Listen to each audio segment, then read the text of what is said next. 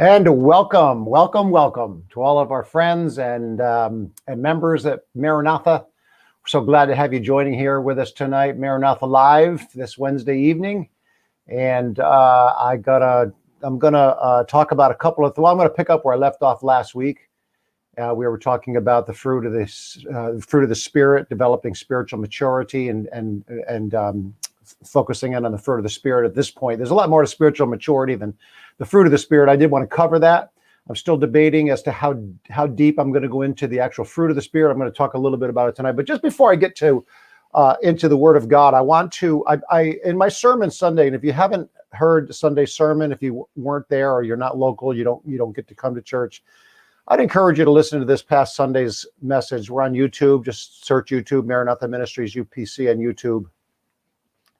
And listen to that sermon. In that sermon, I talked about the Equality Act, just a small segment towards the beginning, I think it was, where I talked about the Equality Act has already passed through the House of Congress. It's supposed to go before the Senate. I've done some searching trying to see if it, what happened with the Senate. I can't find anything about it. I haven't gone through the Senate yet, or if it's been up for a vote yet, or if it passed or rejected. I don't know. If anybody knows, wants to put a note in the comments, feel free. I'd appreciate that. But that said, let me read to you, first of all. Let me tell you what the Equality Act is. Of course, the Equality Act is the goal to have transsexuals compete, transsexual men compete against women. Well, that's not all of it. That's only part of the Equality Act. The Equality Act covers a whole spectrum of issues, but this one aspect here is what I brought out on church on Sunday, and I mentioned Mary Kate Marshall, who was an accomplished collegiate athlete, and she made this statement. And after I make the statement, I want to show you something. I'm going to put something up on the screen and let you see what we're talking about here. But listen to what she said. She said, males have a distinct biological advantages that give them an athletic advantage over women. And this is biological. This is not an opinion. This is biologically fact that men have bigger lungs, they have denser bones, they have larger muscles. And so she says that when males compete in women's sports, women lose. So just give me a second here. I'm going to pull something up on my screen over here because I want you to see this. And see what you think of it.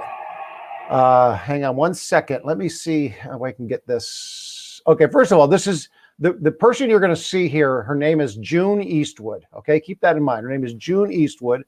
I'm going to see if I can get this full screen first of all. All right, there we go. All right, let me share the screen here. And I want you to watch this with me. Okay, so let me, let's see what I got going on here. I can't see. Can't see what I'm doing. Okay, I want to share that screen. There we go. Okay, I'm going to put me back in here just a little bit here. Let's see here. How am I going to do this like this? Here we go. Okay, there we go. I want you to watch this.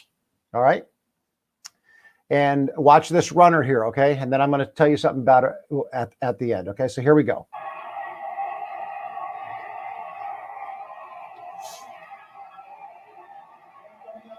You see that runner right there. Okay, you see nobody in view. All right, that's the lead runner. And she is crossing the finish line right there, across the finish line. And now watch how long, here comes second place and third place. Did you see the distance there? Did you see that distance? Let me show you that again. June, whatever I said her name was. There's second and third. All right. Okay, so you got that, right? That was June Eastwood, all right? June Eastwood is actually a male athlete who identifies. Those are those key words I talked about Sunday, identifying. The words identify were key words. In fact, I think that Joe Biden used the word identify and orientation, all right? So his orientation, or he identifies as a woman. So he's running in a woman's, this is the NCAA Big Sky Women's Running Championship. I don't know how many meters that particular race was, but you saw how far ahead June was to second and third place. Now, second and third place would have been first and second had they been competing against biological females. All right. This is the problem. And this is just sports. This is just sports. I want to read you something. Now, this happened. The only reason I'm bringing this up right now, normally I would not elaborate on this. I'm not a current events kind of guy. I'm not big into politics. I don't preach politics. Very rarely do I bring politics into the pulpit. Very rarely am I going to bring politics into our Wednesday night sessions here on Facebook Live. This political situation here happens to also be a spiritual one for us, because it is eventually going to affect us as we attempt to hold on to any kind of biblical or godly guidance and leadership in this area. I mentioned Sunday that I believe this is where a lot of persecution is going to come from, because we're coming across as the haters. We won't accept. We're all of this, and the truth is, I've said for all the years I've pastored, whether it was this subject or any worldly subject that the world wants to condone, I've always said the church is being persecuted and hated because and resisted because we are the haters, because we don't accept things. When the truth of the matter is, we are really the only ones that truly love these people. We love them enough to tell them what the end of the road is for them. You may not like it, but listen, there is a heaven and there is a hell, and we are all going to go one of those two places. And the Bible is very clear on these things. So you can hate me if you want. I'm trying to save you from hurt, from destruction. How loving is it for a person to watch somebody walking off the edge of a cliff and they don't see the edge of the cliff, but you do, and so I don't want to disrupt their walk. I don't want to make them think I'm against them. They love walking in this direction. You're going to fall off a cliff. I'm going to do everything I can to stop you. That's the approach the church takes, and we're being hated for it, and we're going to be persecuted for it. But listen, let me, right after I preach this, it's funny because the next day I got this magazine in the mail, and I'm glad I got it after I met my sermon, because I might have been compelled to put more of the stuff in my sermon, which I really don't want to do on Sundays. We can handle more of the stuff on a Wednesday night if we have to. But I just want to read to you the magazine I got that I subscribed to, and the title of it, this is what made me read it, especially. Scholars wonder, and this is the title of the article, does the Equality Act achieve true equality? And so obviously I read the article. It's not a long article. I'm not going to read the whole thing. I just want to pull out a couple of key points. When we predict the Equality Act's likely impact based on what is happening in the states, cities, and local jurisdictions that already have SOGI. SOGI stands for SOGI is, bear with me one second, it's in here. The Equality Act is social orientation and gender identity, SOGI, SOGI. Sexual orientation and gender identity. So when I talk about, if I mention SOGI, it's your sexual orientation, gender identity. We can predict the Equality Act's likely impact based on what is happening in states, cities, and local jurisdictions that already have SOGI laws. It's not passed in Congress, in the Senate yet, but it's already in states. It's being implemented. All right, and listen to this, especially if you're here in New York with me. Listen.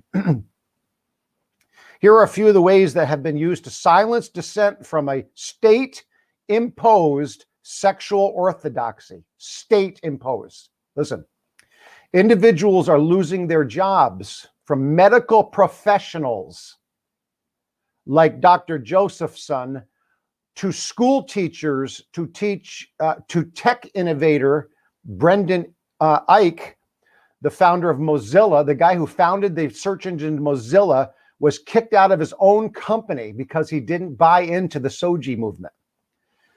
Therapy for minors. I'm quoting, this is from the article. Number 2, therapies for minors is being outlawed if it does not affirm the SOGI agenda. Therapy for minors. If you go in if a minor is having problems, a drug problem, an emotional problem, whatever. If you do not affirm the SOGI agenda, your therapy practice is shut down. Parents tell anguished stories of searching high and low for a therapist who will not instantly channel their child into a homosexual transgender identity. This is from this article. Next, students are being kicked out of graduate schools for not embracing the state orthodoxy on sexuality. Schools collude with trans activists by refusing to... Listen to this. By refusing... Schools collude with trans activists by refusing to tell parents which gender identity their children claim at school.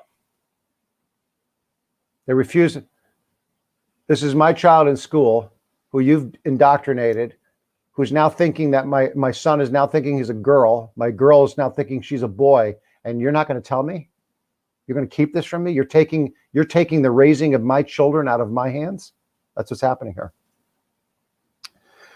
Teachers are using the students' opposite sex names and connecting them with therapists who help them transition without informing the parents.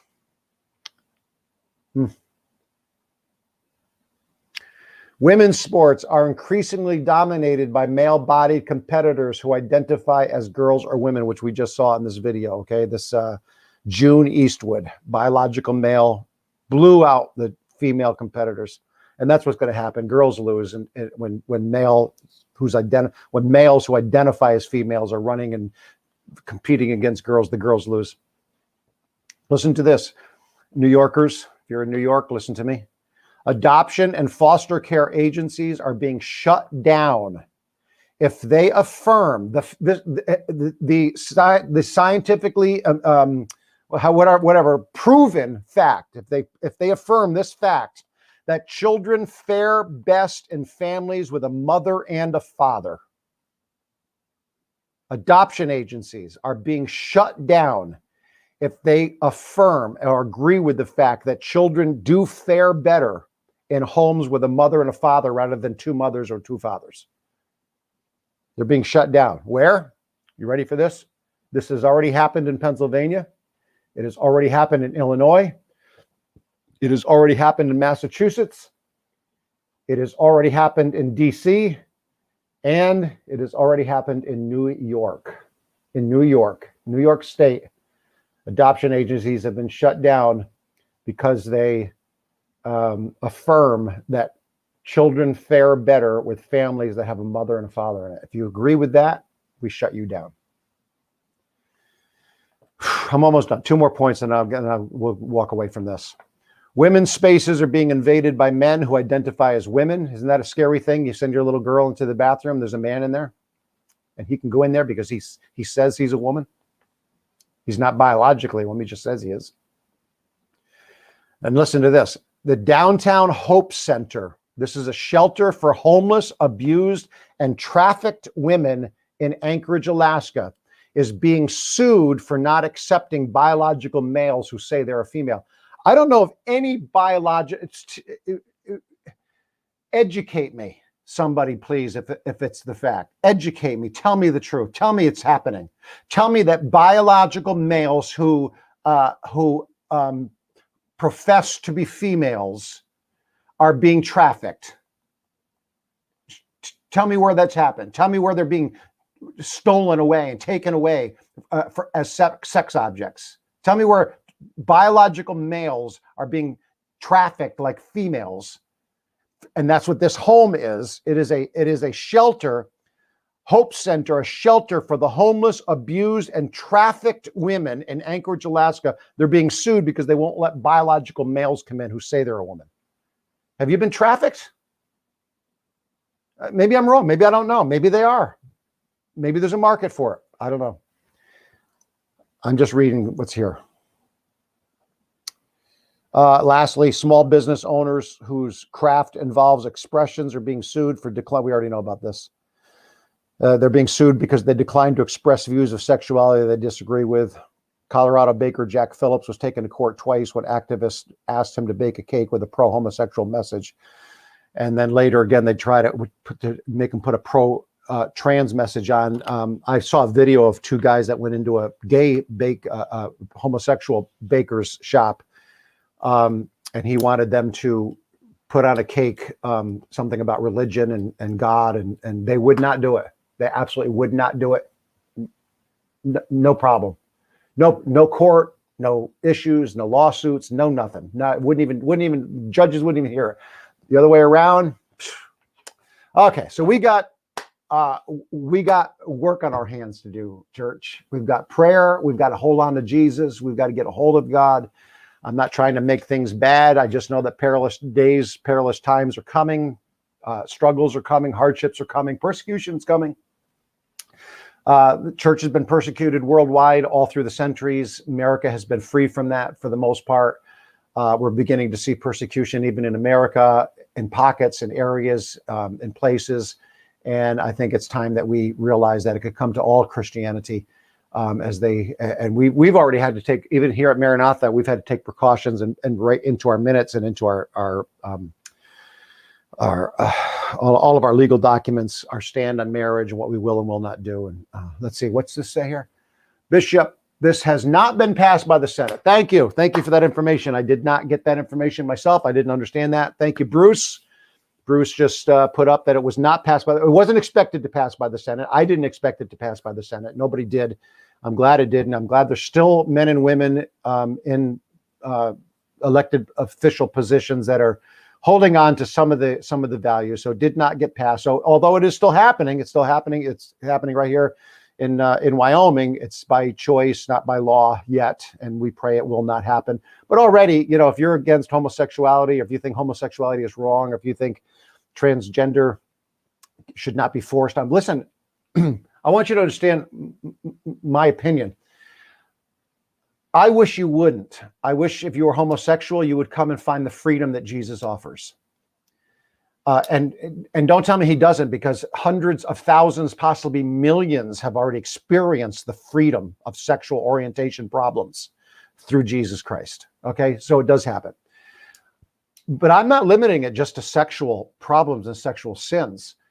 I'm talking about drug addicts, alcoholism, abusers, all kinds of sickness, disease, and sin can be fixed at the feet of the Master. If you will submit your life to him and truly search him, find him, and submit yourself to him, he will deliver you. He will help you. He will bless you. He will change you. He will transform you.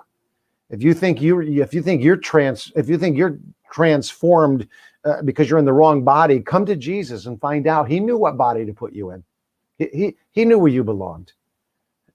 He put you there for a reason, and he can show you that reason. So come to Jesus. That's all. I'm gonna leave it at that. Okay. All right. So last week we were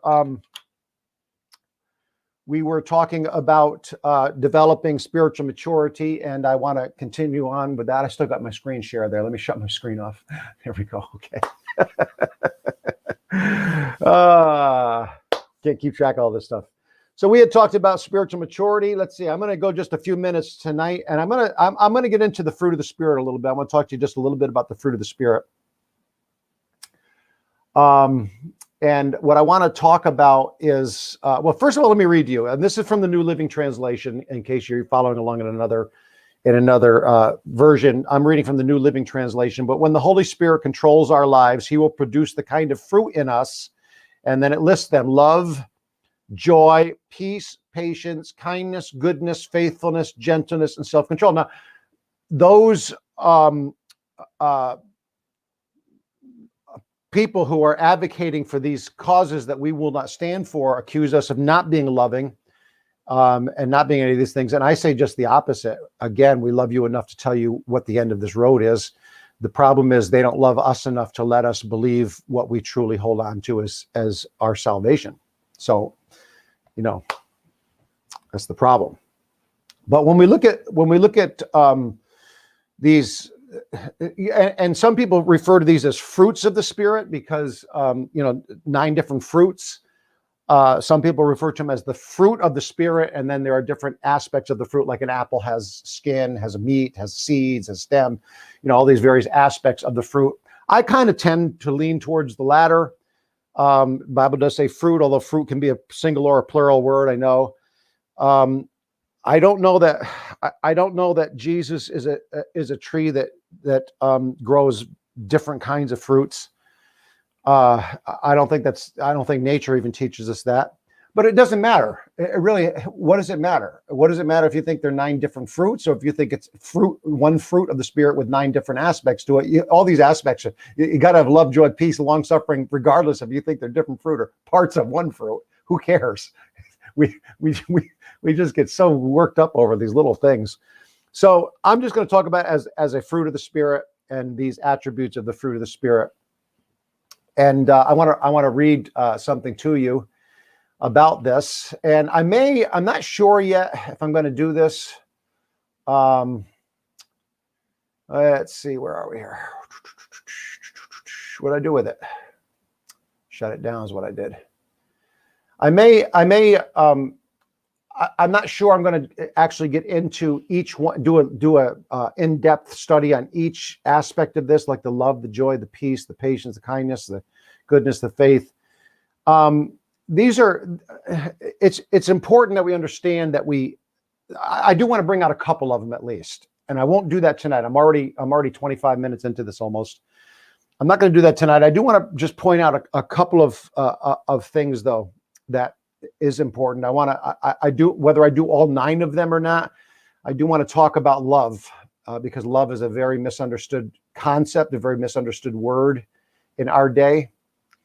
It's abused. It's misused. It's used to promote wrong anti-Bible concepts. So we need to understand that. Maybe I'll bring out peace, because peace is a very misunderstood word.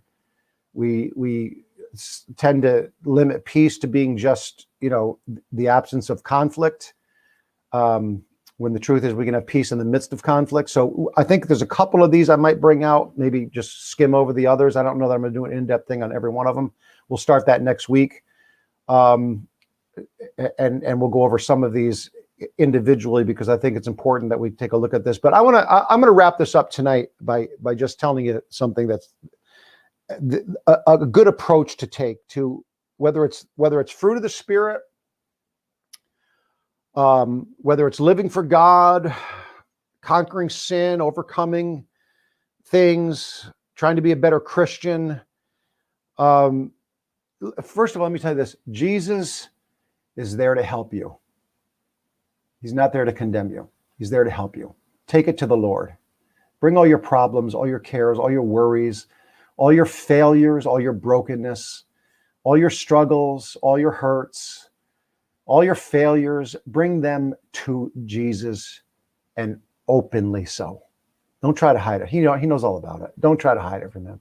Be honest with him, because in being honest with him, you tend to be able to begin to work with what's wrong in you. And I don't mean to offend you when I say what's wrong in you, because every one of us have something wrong in us. We are all broken people trying to align ourselves with the Master. And we won't truly be aligned with him until we see him and we are like him. We shall see him as he is. We shall be like him then. Until then, we're trying to become more and more like him. And we're all broken people. We're all wounded people. We've all been hurt. We've all been abused in one way or another, either by the world, some by family, by friends. We're all hurting in our own way. And so don't try to hide from it. Don't try to make believe it's not there. Some things are even embarrassing. You're embarrassed, and you're the only one that might know about it. Jesus knows about it. Talk to him about it.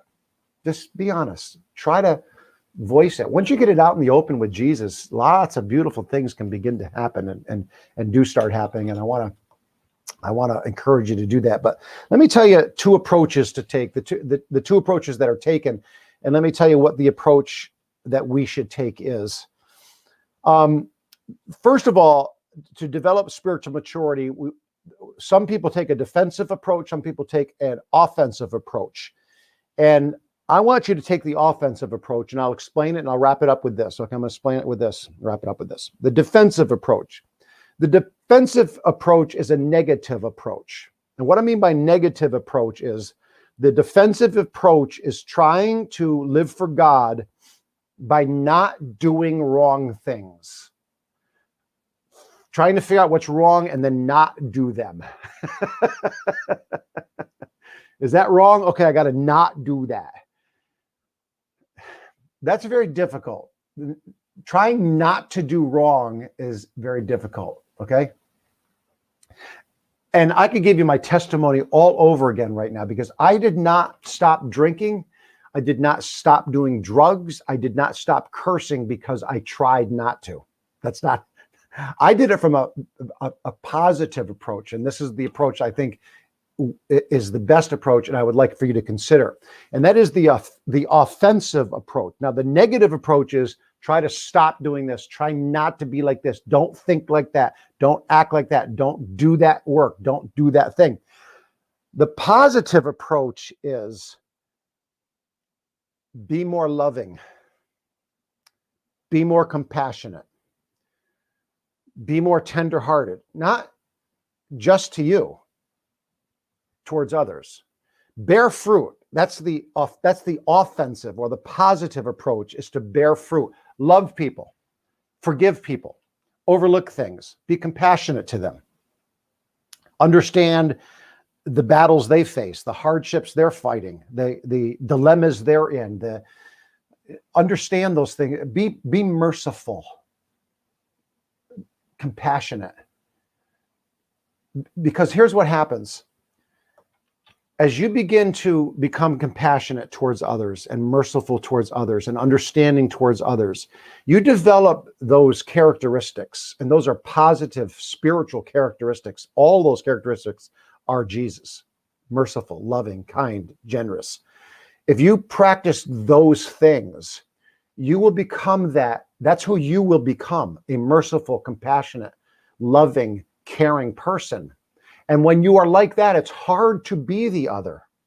You understand what I'm saying? It's hard to be hateful, even towards yourself, or angry, or it's hard to stop doing something. It's easy to not want to do something. And being positive, bearing fruit of the Spirit positively towards others, will allow you to become able to do things even for yourself. All right. And I'll close. I promise I'm going to shut my mouth here in just a second. Bear with me one more minute. I want to tell you my testimony. And it never became truer as when I stopped drinking. All right. And I want to tell you something. You already know I was a smoker, a drinker, drugs, heavy drugs, really heavy drugs back in the early 70s in that scene, that hippie scene, big time drugs. And drinking and smoking and crowd, all of that stuff I was really into. But the drinking part of it best describes what I mean here. Okay, here's how it worked for me, and this is how it can work for you. And it doesn't have to be a vice like drugs and drink, and it can be something as, who knows, it can be something as simple as anger, or whatever is in you that you know you need to overcome, and you try to stop doing it and force yourself not to do it. That's the negative approach, is trying not to do wrong. Okay, here's the positive approach. I started coming to church. I didn't think about quitting drinking. I didn't think about quitting smoking. I didn't think about quitting drugs. I just thought about the fact that I loved Jesus. I loved him. I thought about the fact that he filled me with the Spirit. I was speaking in tongues now. I was baptized in Jesus' name. I was worshiping God. I was feeling like some things I'd never felt before when I would come to church. I'd go home and still drink. I'd go home and still do drugs. I'd go home still smoking. Listen, people come to church and they got their hands raised, they're worshiping God and having a great old time. Doesn't mean they got their life behind the scenes all straightened out. And when you find out their life isn't all straightened out, don't you give them a cold shoulder when they come to church. So I go to church and do all this stuff, and I go home.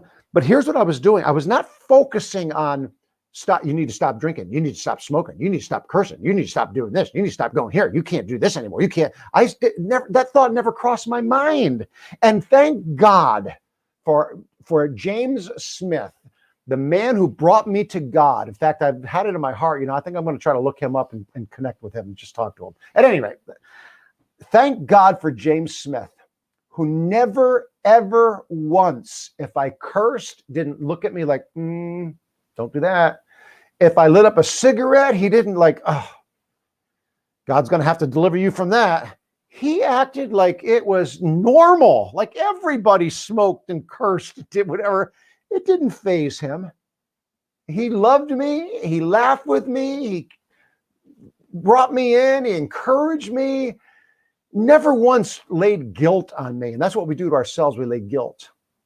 And so I was just enjoying the presence of God and feeling God and going to church and feeling free. And it was Jesus one day. And I took it from the positive. I loved God. I just was worshiping God, just doing those things. And I sat down at the bar at lunchtime. You've heard this testimony before. Let me tell it one more time. Just humor me. Sat down at the bar and ordered my 2 draft beers like I did every day. I don't know how I did it back then. I think back, I had a 30-minute lunch break. I left Corporations Park. I drove down to the bowling alley in Scotia. I don't know if it's still a bowling alley or not, but it used to be a bowling alley with a bar in the front. It used to be called Scotia Lanes. And I'd go in there. I'd order 2 hamburgers and 2 draft beers and eat it, drink it, and get back to work in 30. I don't know how I did it. 30 minutes. That's at any rate. I would go to every day 2 draft beers. And I remember sitting there and I was eating my hamburgers and I drank my first draft beer and the guy put the second one up like I always got. And I remember being halfway through the second one and all of a sudden it hit me. I'm not really enjoying this. I wasn't really enjoying it. In fact, I picked up that second one. I was forcing myself out of habit to finish it. And I realized this isn't doing it for me anymore. Nobody told me you can't do it. Nobody said a beer down, so you can't touch that. You can't drink anymore. Because if I started telling myself I can't drink anymore, that's all I would want. But I didn't do that. I took a very positive approach and I just focused on God. I focused on Jesus and I walked with him and I sought him and I prayed. And when I went to church, I lifted my hands. And I want to encourage you to do those things, my friend. And if you're not able to get to church, lift your hands in your bedroom, in your living room. Lift your hands to Jesus and just praise, because the Bible says lift holy hands. Worship him. You've lifted your hands to other things. You've thrown your hands in the air when your babies took their first steps, or who knows what caused you to throw your hands in the air. Do it for Jesus. Lift your hands, worship him, praise him. Don't focus on what you can't do. Focus on how great he is. And I'm here to tell you that if you take that offensive, positive approach, whatever it is in your life, sooner or later, it's not going to do it for you anymore. You're going to realize, I don't like this anymore. I don't need this anymore. And that's how you overcome. That's how you get delivered. That's how you conquer what's going on in your life. Focus on the positive. Don't focus on the negative of stopping. Focus on the positive, how great God. Don't even worry about it. Don't even worry about it. Go before the presence of the Lord and worship him. Don't even let that be a thought in your mind. One day, because you filled yourself with the love of God, there will be no more room for those other things. All right, let's leave it at that. God bless you. Thank you. I hope that was a blessing to you. I know I repeat myself in this testimony so many times over and over again. I repeat myself, but I think next week I'm just going to pick out a couple of these aspects of fruit and we'll talk about them, the ones that I think are important, and I'll not skim over and not skip over, but maybe just focus and emphasize a few that, especially in our day, that we could use. All right. God bless you all again. Once again, if you're local, come on out to church, 8:30 Sunday morning, 10:30 Sunday morning. We've got 2 services going. We social distance. We wear masks, especially during our worship time where we're singing. People have masks over the face, so they're not broadcasting their possible COVID germs. We keep social distancing. We have seats taped off so everybody can't sit right on top of each other. Balconies open, so we spread everybody out real good. Come on out, 8:30 Sunday morning, 10:30 Sunday morning. And if you're not local, then make sure you join us on YouTube. And we're getting close to the day now when our service is going to be live broadcast. So when we start at 10:30, it'll go on at 10:30. Right now, it's being edited and filmed and recorded and then put up online. It's on YouTube. It gets up about 3, 4 in the afternoon. Brother Michael Rausch, God bless him. He's doing our life studies on Friday nights. If you haven't been involved in life study, send an email out to lifestudy@mmchurch.com. Get involved. But he spends several hours Sunday after church, after we all go home, including me. He's over at the church editing and putting it all together and getting it up on our YouTube channel and also our podcast. So avail yourself of that. But if you're local, come on out. There's nothing like being in the presence of God. Nothing like it. Nothing like it. All right. God bless you. Thank you so much for joining me tonight. I hope I'll see you again next week. And if not next week, I hope I see you on Sunday. God bless you. Thank you.